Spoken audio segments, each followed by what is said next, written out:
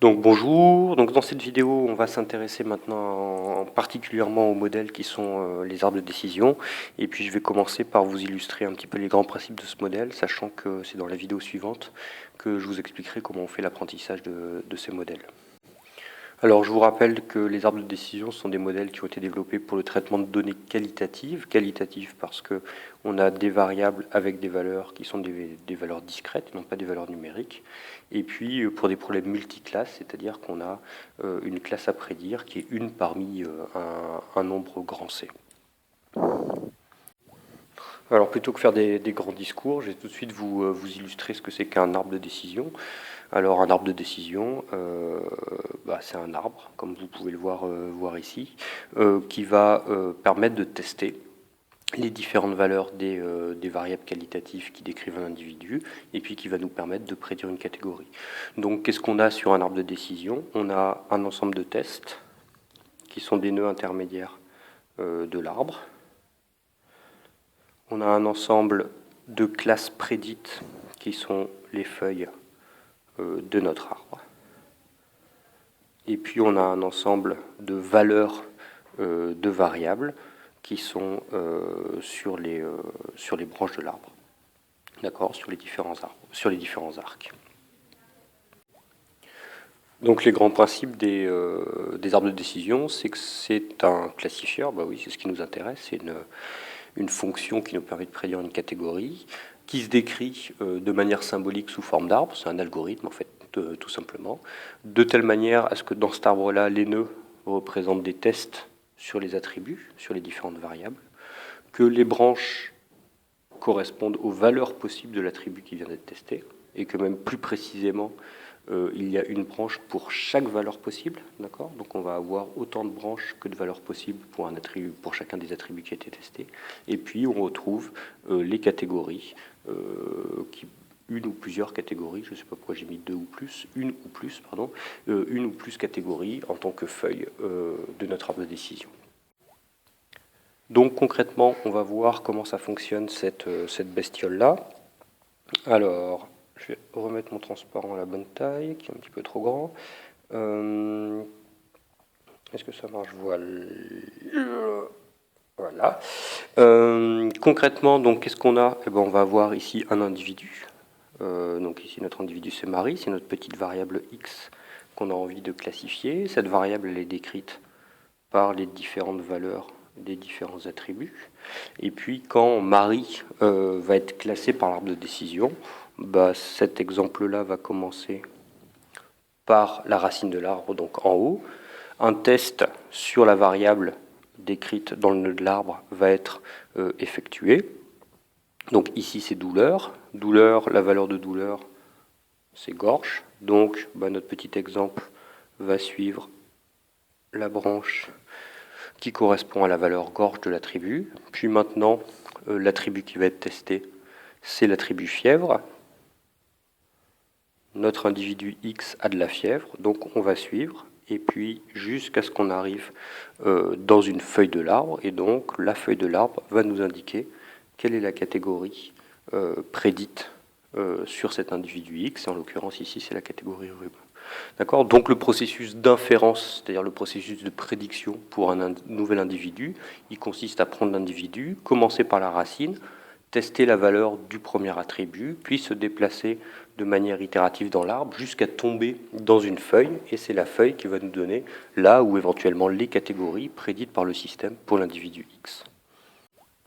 En fait, ces structures algorithmiques, vous les connaissez bien, hein, surtout maintenant que sur Internet, on en trouve de plus en plus pour illustrer des choses plus ou moins sérieuses. Donc là, je vous ai mis un autre exemple d'arbre de décision où on va avoir donc des nœuds qui sont toujours des tests, des branches qui sont des valeurs possibles, et puis des catégories. Alors ici, les catégories, c'est ce qu'on vous conseille de faire, qui vont être des feuilles. D'accord ?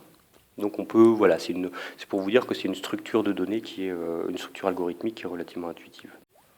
Bon, j'en ai mis un dernier parce que je le trouvais sympa. Ça peut vous permettre de faire de la recommandation de film, mais c'est la même chose, hein, toujours des tests et puis des valeurs possibles sur les branches. Donc quels sont les intérêts des arbres de décision? Alors dans le désordre, c'est que ce sont des méthodes qui permettent de faire de la prédiction, de la classification sur des données qualitatives, contrairement au KNN et au perceptron qui fonctionnent sur des données numériques, données quantitatives. Et donc ça, c'est un des avantages des arbres de décision, notamment parce qu'en informatique, et vous le savez, les données qualitatives, elles sont assez naturelles. Par exemple, dans des bases de données relationnelles, souvent ce qu'on stocke, c'est plutôt des données qualitatives que des données numériques. Il y a les deux, quoi, d'habitude. Un autre intérêt, et qu'on va regarder un petit peu plus après, c'est que ce sont des classifieurs interprétables, parce que la structure même de l'arbre de décision nous permet de comprendre un petit peu mieux pourquoi des données sont classées dans telle ou telle catégorie. Alors, contrairement à un perceptron ou à un KNN, qui sont des méthodes qui nous permettent de calculer des scores, les arbres de décision, la structure même d'un arbre de décision, c'est quelque chose qui est informatif.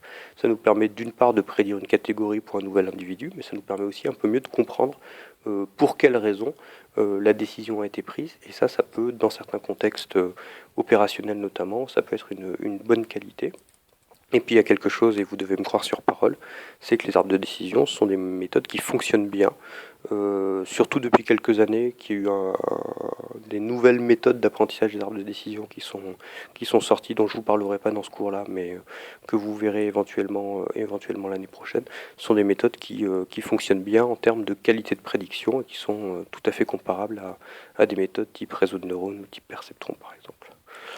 Ils ont d'autres inconvénients, et je vais y revenir dessus, c'est que finalement, ils sont pas si interprétables que ça, c'est-à-dire qu'en tout cas, il y a un certain nombre de cas où l'interprétabilité a ses limites, et je vous en montrerai certains, mais donc finalement, cet avantage ou cette qualité d'interprétabilité, c'est pas tout blanc ou pas tout noir, quoi. Ça veut dire que des fois c'est vrai, des fois c'est pas vrai. Et puis ils ont un gros problème, c'est qu'ils sont relativement lents à apprendre, et ça vous l'expérimenterez vous-même. Ils sont assez instables, parce que vous verrez qu'on n'a pas d'algorithme qui nous permettent d'avoir le meilleur arbre de décision, on a juste des algorithmes qui nous permettent d'avoir un bon arbre de décision, et donc il y a une certaine variabilité en fonction de comment on initialise notre système d'apprentissage. Et donc en apprentissage, ils ne sont pas encore au top. Alors je reviens sur cette notion d'interprétabilité. Ici, je vous illustre un arbre de décision donc, que j'ai trouvé sur le web, qui est quelque chose qui s'intéresse au fait qu'une personne va acheter ou pas acheter un produit.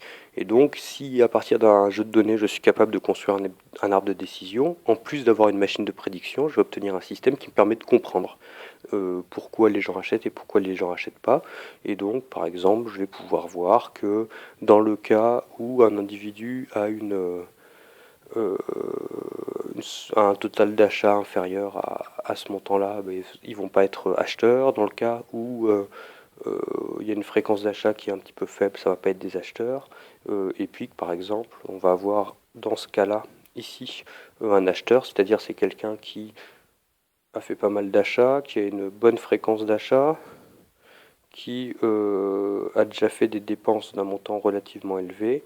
Et puis ça doit être le salaire par année, j'imagine, à cet endroit-là. D'accord? Donc finalement, si je suis capable de construire un bon arbre de décision sur un jeu de données, je vais, par la structure même de mon arbre de décision, avoir quelque chose qui va m'expliquer un petit peu mes données. Et ça peut avoir des intérêts, par exemple, quand je fais du CRM, là, du Customer Relationship Management, ce genre de choses, où ça va intéresser des experts qui vont avoir une explication sur le pourquoi de leurs données. Et puis la limite à cette interprétabilité, ça va être le cas où finalement les arbres de décision qu'on va construire sont trop gros, notamment des cas où par exemple dans nos données on aurait beaucoup de variables.